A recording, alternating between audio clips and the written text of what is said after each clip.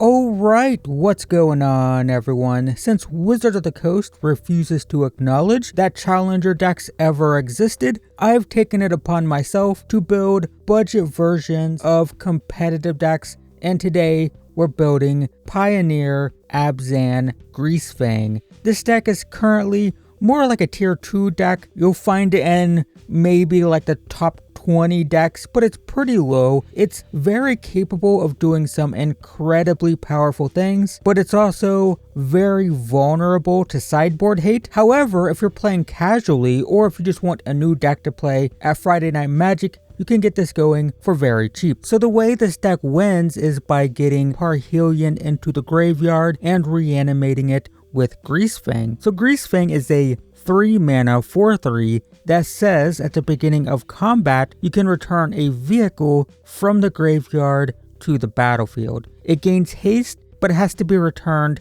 to your hand at end of turn. So what makes Parhelion so powerful, in addition to just being really powerful in terms of raw power, is Greasefang can crew it immediately. When it attacks, it creates 2 4/4s that are going to stay on the battlefield after the vehicle gets bounced. And note that those 4/4s are attacking. And they have vigilance, so you get 8 power vigilance on turn 3 that's going to stick on the battlefield. And then the rest of the deck is built around assembling that combo with tons of self-mill cards to try to get vehicles into your graveyard. And the great news is all of this is super budget friendly, so we can pull this deck together for very little investment. So let's start with our main combo, Greasefang and Parhelion. We'll be playing 4 of each, and for some reason you can pick these up for super cheap.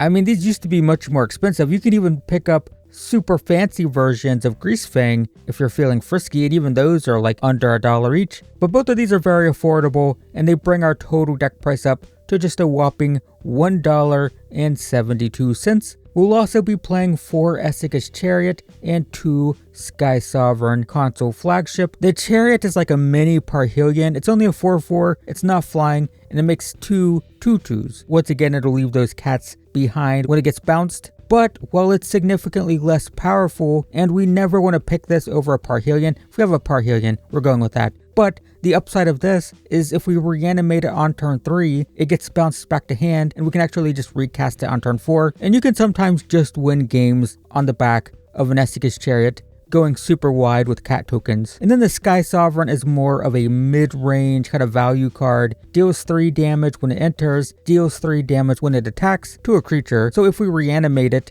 it enters, deals 3, we crew it, it attacks, deals 3, hits the opponent for 6, kills a couple small things, might kill a big thing. And at 5 mana, it's also much easier to actually cast from hand if necessary. Next, we have our self-millers. We'll play 2 Stitcher Supplier and 4 Satyr Wayfinders. These suppliers are great because they mill 3 when they enter, as well as when they die, so we're usually happy to trade this or chump block with it against aggro decks. Just throw it away and get 6 cards total in the graveyard for just 1 mana.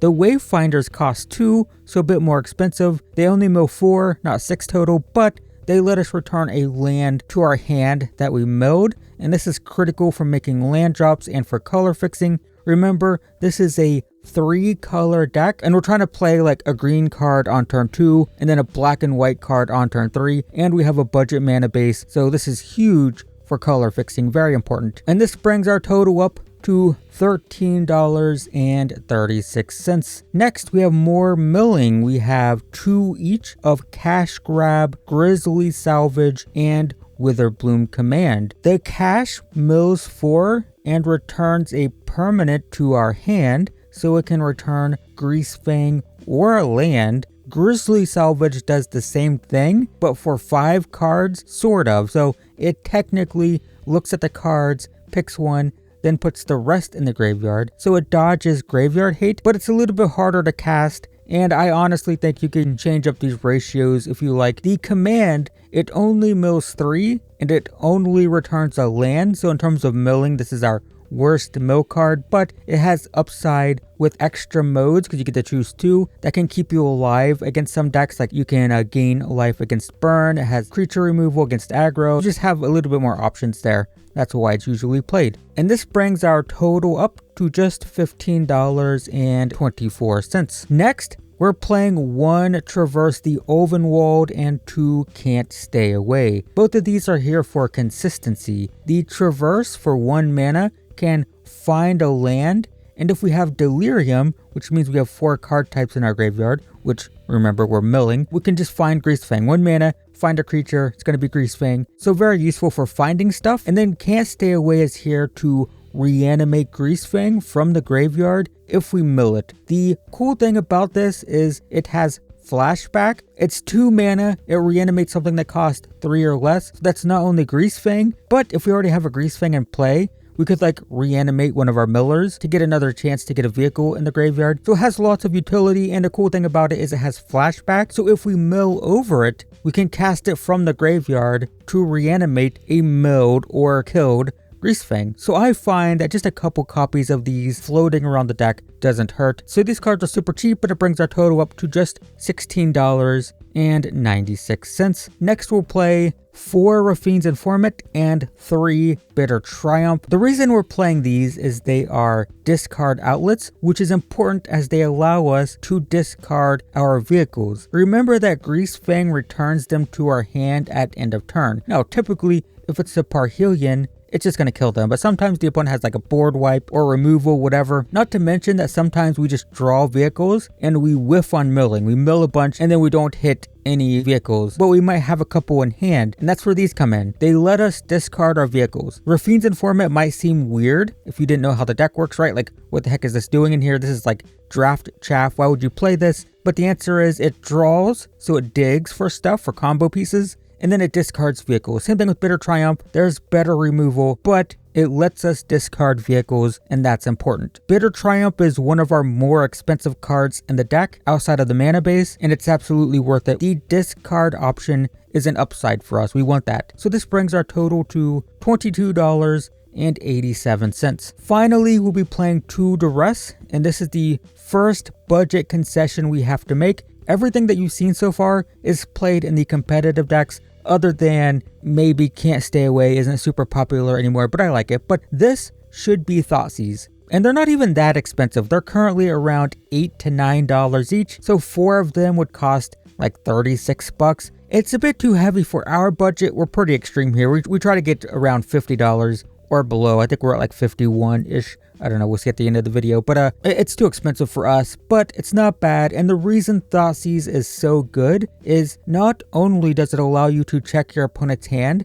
to make sure they can't answer our combo, but it says target player, not target opponent. So in a pinch, you can actually target yourself and discard a vehicle if you need to. Obviously, that's a very edge case, but sometimes it happens. I've done it before. So it's pretty good. Duress can only target the opponent, and it can't discard creatures. So if they get something like say a Scavenging Ooze, we have no way to interact with that, and that card will shut our deck down, which is why Thoughtseize is better. But on a budget, we'll just play a couple Duress, the one budget concession we have to make outside of the mana base. So speaking of the mana base, this is a 3-color deck, and it really wants to play its cards on curve. This thing wants to play a 1-drop on turn 1, and a 2-drop on turn 2, and a 3-drop on turn 3. And if it can't do that, it can just lose. It's a little bit too slow. It's not really doing much to build its board or interact with the opponent. It's just trying to assemble its combo. So a tap land can be a death sentence. It's not great. So the mana base for this can be very expensive. Lots of shocks, lots of pathways, some 5-color lands. It's all very expensive. However, there are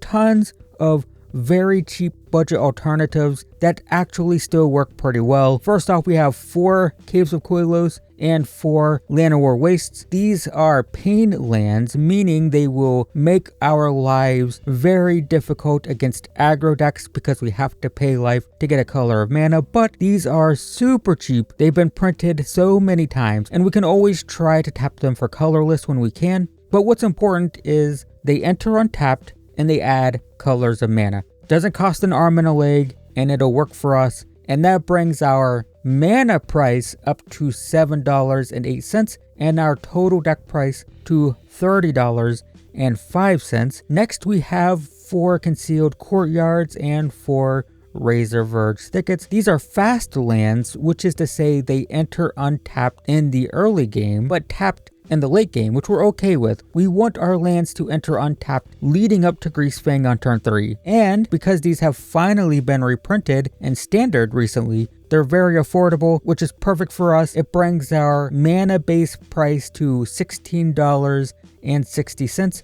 and our total deck price to $39.57, and the rest of the mana base is just basics: 3 forest, 1 plains, 2 swamps. Feel free to add shock lands if you have them, or pathways if you have them. But the reason I'm playing this ratio is even though Greasefang is black and white, we really need green early to mill, and we have more black and white duels in our budget mana base, so that's why I'm suggesting this exact ratio. So if you're playing casually with friends and you don't need a sideboard, this deck is $40, $39.57 technically. So sideboard, as always, I encourage you to build your sideboard to your local meta. The entire point of a sideboard is to know what you're playing against and, shore up your weaknesses against other decks. So consider this a very rough draft, and if there's anything that you don't want to buy or you prefer something else, that's all totally fine. This is very suggestive, but we'll play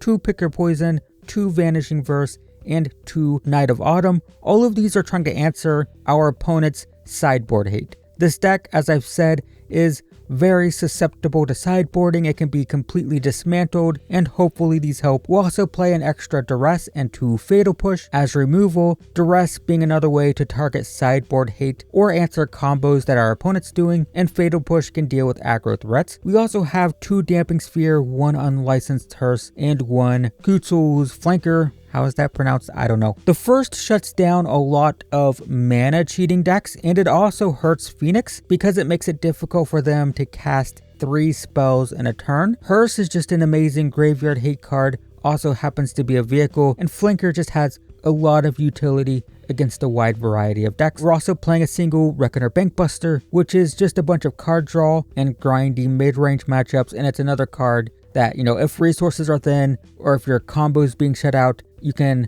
reanimate it, draw, bounce it, play it, draw.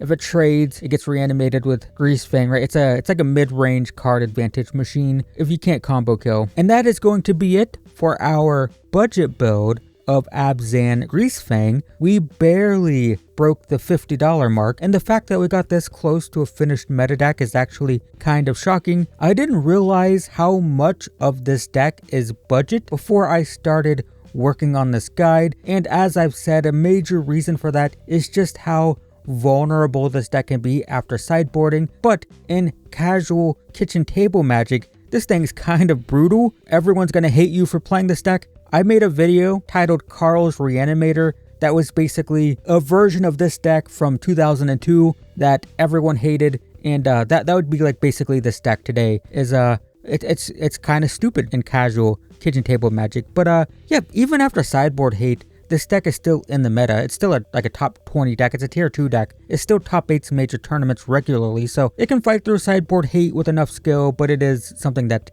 is much worse in games 2 and 3 than it is in game 1. So yeah, either way, if you want to see more guides like this, I will have a link to a playlist in the description below, so check that out if you want to see more budget decks. And in the meantime, thanks for watching, everyone. I hope this was useful, and I will see you in the next one.